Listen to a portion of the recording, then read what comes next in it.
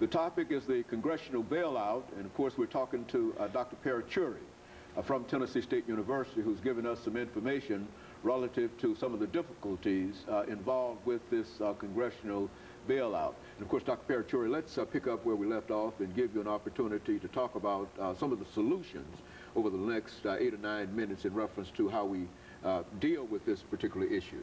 Yeah, I would go back to the experience we have had with FDR.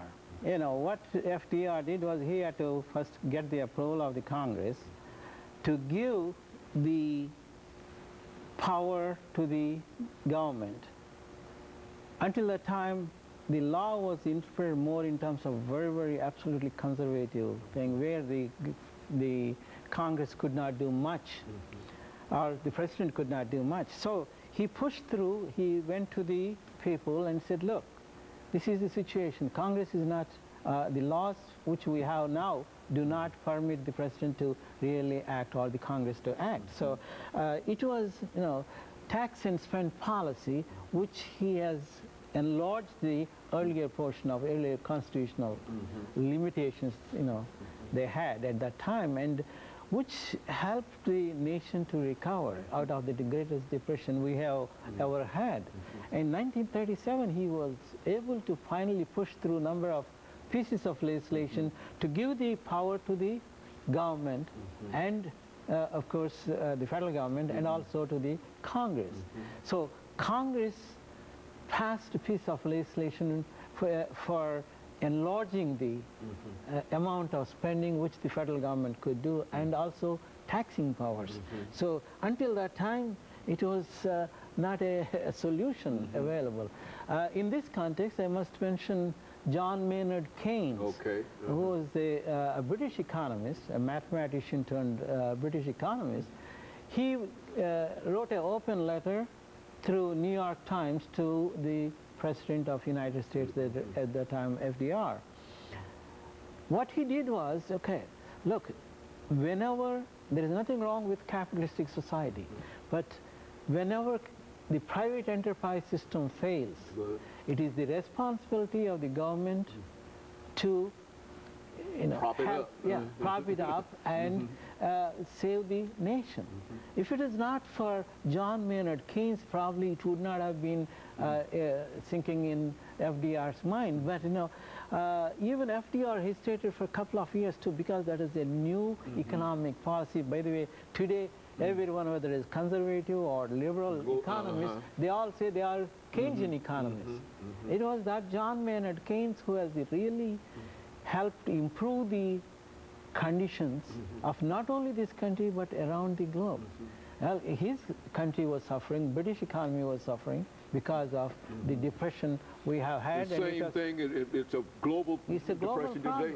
And right now, you know, every country is suffering. And our unemployment has been increasing day by day, and number of people are going to be in the roles of unemployment, and these people, they have only 6 months to receive those unemployment benefits. But after that, what? So it has to be, Congress should approve something to make sure, extend that time period. Because because it doesn't appear as if everything's going to be all right within the next 6 months. Within 6 months. And don't forget, number of people have been on the unemployment payroll. They may be ready for receiving some benefit from somewhere. It's not only the food stamp program which has been, you know, burdened with, but also they don't have any money to buy the basic things. And even when we talk about credit, if individuals don't have money and they can't get credit from it, they don't have any kind of collateral to go to the bank with, it simply leaves them in quite of a desperate situation. Would you say that? Yeah, it is absolutely correct. And even today, right now, even with a 700 points credit score, which you have, which is supposed to be pretty good, they could not get very many loans. And some of the large corporations, I understand, are having some real problems. Reputable corporations, I understand. Yes, and they have been having a tremendous amount of problem in getting some sort of credit so that they can expand their plant and equipment. And especially for sales. For example, auto industry, which suffered tremendously because of this credit crunch. And they could not get any banks, financing these, where the inventory of these different dealerships. So that means even though there is a deal between the salesman and the customer, they could not get it financed because the banks said no to the dealerships. And so it is a wholesale problem. And another thing which I want to mention here is why not we go a little bit more aggressively and a little bit more and enlarge the programs which FDR did.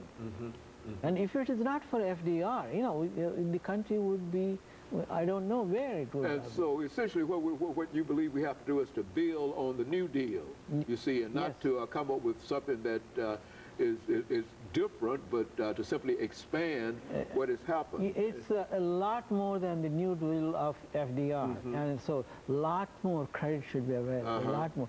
And you should not, see, unfortunate thing in the early period was even the inflation. The prices have gone up, because number of these major manufacturing industries in this country are oligopolies. That means only few companies control the major share of the industries. So that means they are not going down in prices even though there isn't enough demand for their products. So whoever buys that, they are going to pay this high price, which automatically creates. In other words, there's no competition. Is that what we're saying? There is no competition. Unfortunately, our country, of course, we always say we are always very proud of our economic system, which is the capitalistic society where individual freedom and all that. But the thing is, at the same time, when these few companies are manipulating or holding the price lines a lot higher than what the people can afford to pay, which causes enormous amount of inflation. They cannot have other things, because of the prices increase. But and one thing, Dr. Paruchuri, over the last couple of minutes before we leave today, say something about some of these extraordinary salaries that these individuals were getting, and how that might impact upon what we're doing now. Yes, it was a number of the mistaken policies of these executives have created enormous problems for all these financial institutions and these different corporations. And here, they also have golden parachutes, as we call them, where a number of these executives, senior executives, were getting enormous amount of bonuses and big packages for their retirement. And I remember one top executive, without naming, he is going to get about $63.5 million for that company which is failing pretty miserably. And it's not just one company. Look at all these different institutions. And every one of them had a nice golden parachute packages which would take away the investors' money, basically. And while they are suffering losses, these people are still getting those packages.